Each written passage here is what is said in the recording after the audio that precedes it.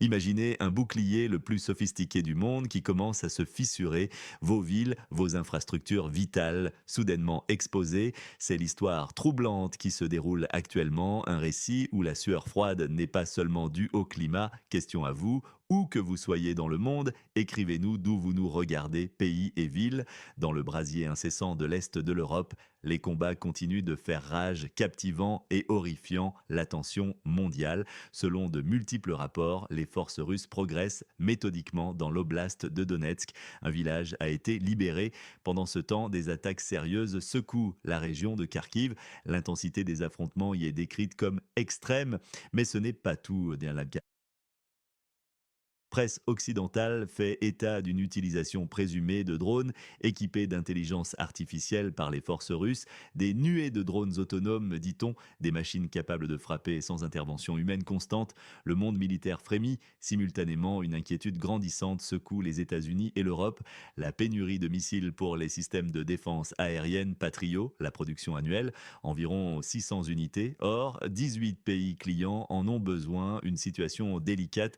Ce déficit n'est pas un problème nouveau, mais il atteint désormais un seuil critique, menaçant la capacité de l'Occident à soutenir ses alliés tout en assurant sa propre défense. La complexité de la chaîne d'approvisionnement des composants de ces missiles, souvent fabriqués dans des pays différents, contribue à la lenteur de la production. De plus, la main-d'œuvre qualifiée nécessaire à cette fabrication est elle aussi une ressource limitée. La guerre en Europe de l'Est a mis en lumière une vérité brutale. La capacité industrielle de l'Occident, optimisée pour la paix et l'efficacité économique, n'est pas adaptée aux exigences d'une guerre de haute intensité et de longue durée. Les stocks stratégiques, autrefois considérés comme suffisants, s'épuisent plus vite qu'ils ne sont remplacés. Question à vous, marquez-vous dans les commentaires de quelle ville, pays nous regardez-vous en ce moment. Ces développements ne sont pas de simples titres, ils redessinent la carte stratégique, influencent la sécurité de millions de personnes.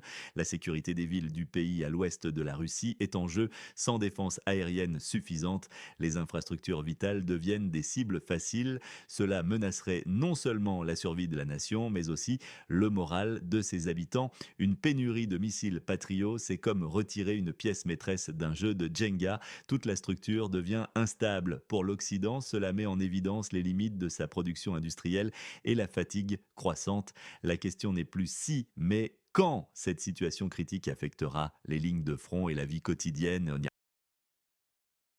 Et l'arrivée de l'IA dans la guerre, des essaims de drones, qu'est-ce que cela signifie pour l'avenir de la guerre?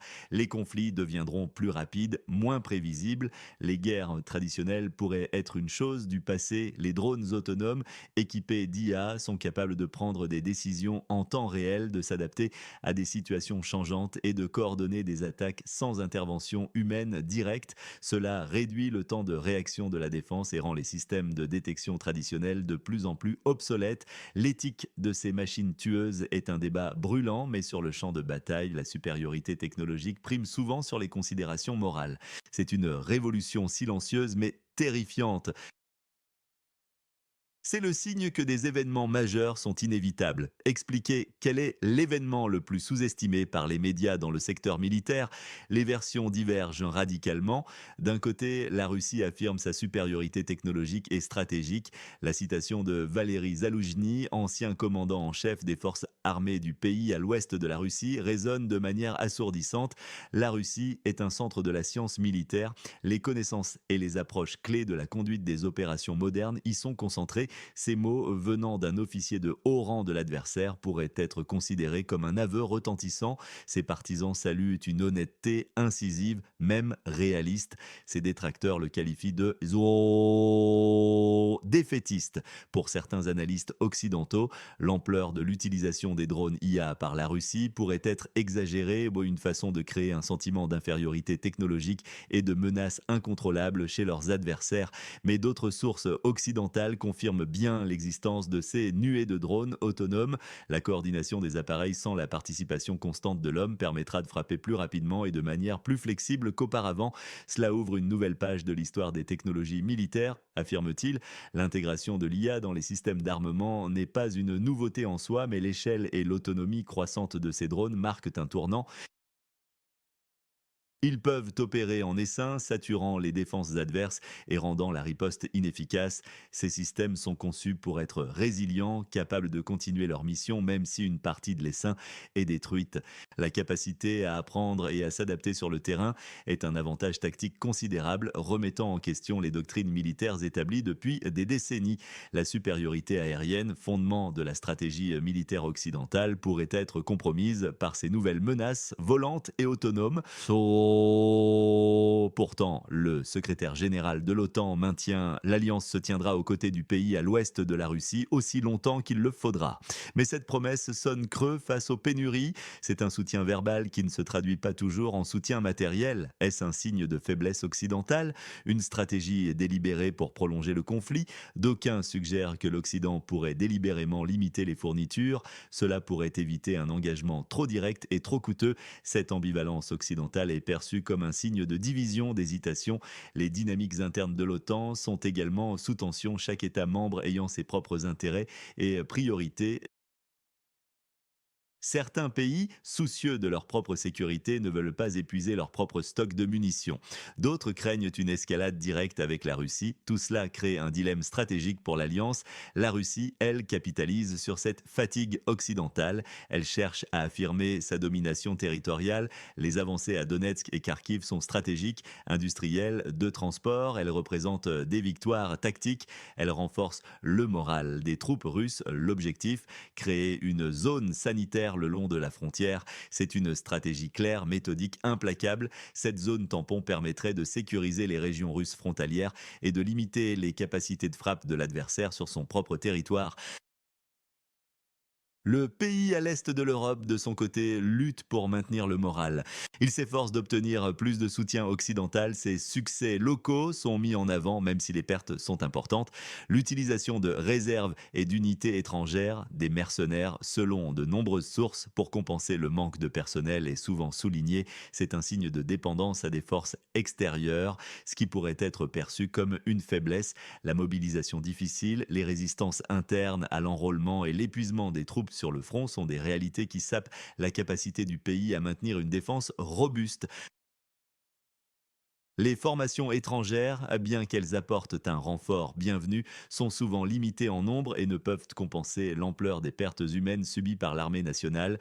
Le moral des troupes est un facteur déterminant et les revers sur le terrain, combinés aux difficultés de recrutement, peuvent avoir un impact dévastateur. Qui croyez-vous sur ce sujet dans le pays à l'ouest de la Russie? Choisissez un analyste ou une organisation. Et enfin, l'importance stratégique de Donetsk et Kharkiv n'est pas nouvelle. Ces régions ont toujours été des points névralgiques. Des conflits historiques pour leur contrôle ont marqué leur passé. Le texte souligne que ces territoires ont historiquement eu des sympathies politiques diverses. Cela les rend vulnérables aux conflits. Les actions russes sont présentées comme une réponse à ces divisions locales. La référence de Zaloujny à la science militaire russe s'ancre dans une tradition de pensée militaire stratégique russe. Cela donne un poids historique à son affirmation, un poids considérable. La doctrine militaire russe, héritière de siècles de conflits sur de vastes étendues, met l'accent sur la profondeur stratégique, l'artillerie massive et la résilience face à l'adversité. Elle s'est adaptée aux défis technologiques modernes en intégrant l'innovation comme les drones et les capacités de cyberguerre tout en conservant une approche pragmatique et parfois brutale. La planification militaire russe est souvent pensée sur le long terme, intégrant des considérations géopolitiques et historiques. Les demandes d'aide de la nation à l'ouest de la Russie sont constantes. Elles montrent la dépendance du pays. Les doutes croissants dans les capitales occidentales sont palpables. Les débats au Congrès américain sur le soutien sont vifs, tendus. Ce sont des signes de tension interne. Ils reflètent une lassitude économique et politique en Europe. Le soutien à la nation sur la frontière orientale de l'OTAN pourrait diminuer. Les campagnes de désinformation et d'influence étrangère visent également à exacerber ces divisions, cherchant à affaiblir la cohésion des alliés et à éroder le soutien public. Les enjeux économiques tels que les coûts de l'aide et les sanctions pèsent également lourdement sur les budgets des nations occidentales, rendant le maintien d'un soutien à long terme de plus en plus difficile. La guerre technologique, avec l'utilisation de l'IA dans les drones, transforme le conflit. C'est un laboratoire pour la guerre du futur, une tendance globale à la militarisation de l'IA. La position prudente de la Chine et de l'Inde s'inscrit dans un monde multipolaire. Les puissances non occidentales cherchent à accroître leur influence. Enfin, la guerre est devenue d'usure. L'épuisement des ressources, les difficultés de production, notamment pour les patriots, le prouvent. Le conflit teste les capacités industrielles. La résilience des alliances est mise à rude épreuve. Les chaînes d'approvisionnement mondiales, déjà fragiles, sont soumises à une pression sans précédent, rendant l'acquisition de matières premières et de composants essentiels plus complexes et plus coûteuses. La capacité à innover rapidement et à adapter l'industrie aux besoins militaires sera un facteur déterminant pour l'issue de ce conflit et pour les guerres futures. Votre prédiction pour les prochaines avancées russes, dans quel mois, année le prochain grand mouvement aura-t-il lieu et pourquoi? Le risque le plus immédiat est le défaut de défense aérienne pour le pays à l'ouest de la Russie. Ces villes pourraient se retrouver sans protection suffisante face aux frappes aériennes. Cela menacerait les infrastructures et le moral. La fatigue de l'Occident risque de réduire drastiquement le soutien. Les drones IA sont une arme à double tranchant. Ils pourraient transformer la nature même du conflit. Une nouvelle forme d'escalade technologique s'annonce.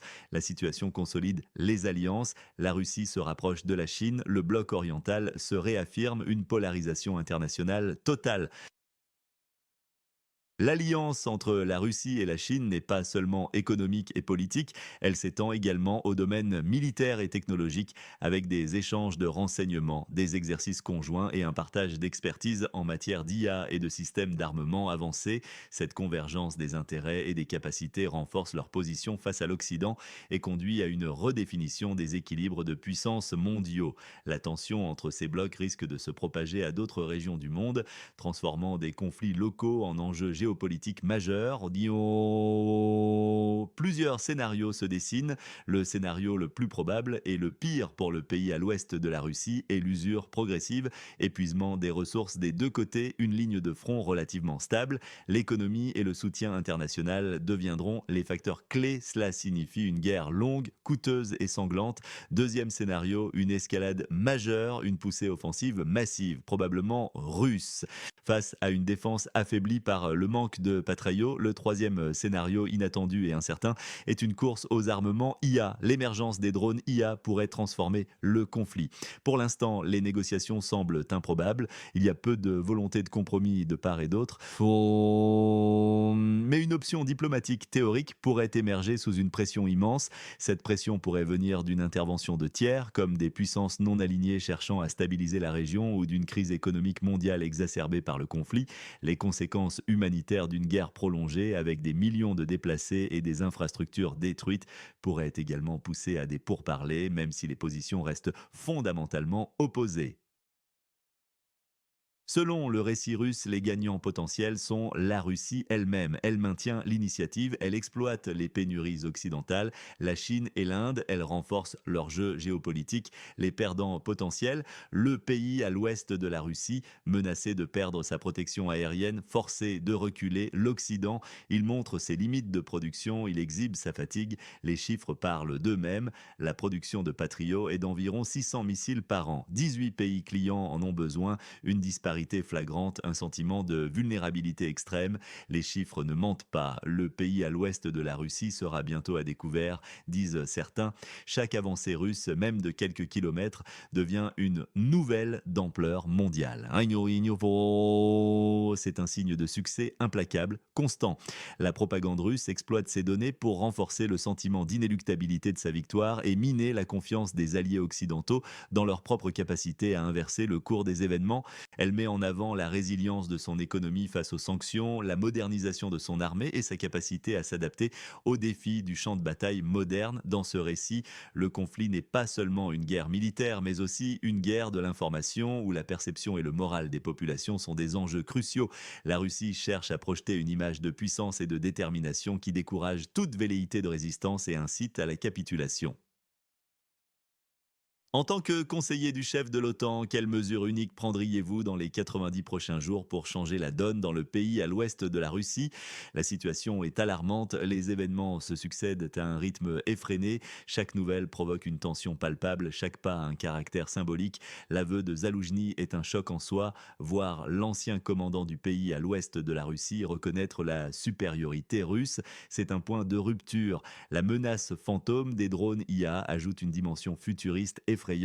Des nuées de drones autonomes, cela change les règles du jeu. La pénurie imminente de missiles Patriot crée un sentiment d'urgence, de catastrophe potentielle. Ces dynamiques de guerre sont profondes, elles ébranlent les fondements de la sécurité mondiale. Le ton de présentation est alarmant, urgent. Il utilise des mots comme troublant, sensationnel, menace, déficit aigu. Cela transmet un sentiment d'impuissance, un danger imminent. Le récit se veut fiable et sans délai. Il cherche à établir une autorité.